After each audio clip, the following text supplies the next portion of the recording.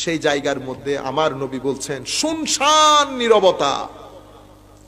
আমি আস্তে করে আল্লাহর কোর্টে দাঁড়াবো, দাঁড়ায় আমি প্রথম বক্তব্য রাখবো। আমার নবী আল্লাহর প্রশংসা করতে থাকবেন, আলহামদুলিল্লাহি রাব্বিল আলামিন আর রহমানির রহিম মালিকিস সামাই ওয়াল আরদিন। আমার নবী আমার নবীর মতো করে আল্লাহর প্রশংসা করতে থাকবে। করতে করতে করতে আমার আল্লাহর রহমতের সাগরের মধ্যে তরঙ্গ তৈরি হবে, তরঙ্গ তৈরি হবে। তখন আমার নবী সাল্লাল্লাহু আলাইহি ওয়াসাল্লাম বলছেন, এরপরে আমি নিরাশ হয়ে যাওয়া মানুষগুলাকে আশার বাণী শোনাবো, সবুর, আরেকটু হয়ে যাবে, হয়ে যাবে। হচ্ছে তো হচ্ছে, মানুষ তখন একটু একটু সবার চেহারার মধ্যে খুশির ঝিলিক, হ্যাঁ হচ্ছে হচ্ছে। এরপরে আমার নবী সময় মতো করে সিজদায় চলে যাবে। সিজদা থেকে আমার নবী আল্লাহর প্রশংসা কীর্তন যখন করবেন, এরপরে আমার আল্লাহ বলবেন, হাবিব এবার মাথা তুলেন, অনেক হয়েছে, কি করতে চান বলেন, আমি কি করতে হবে।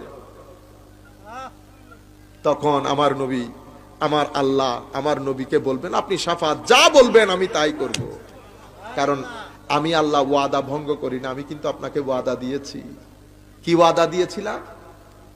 ওয়ালা সাউফা ইউতিকা রব্বুকা ফাতারদা।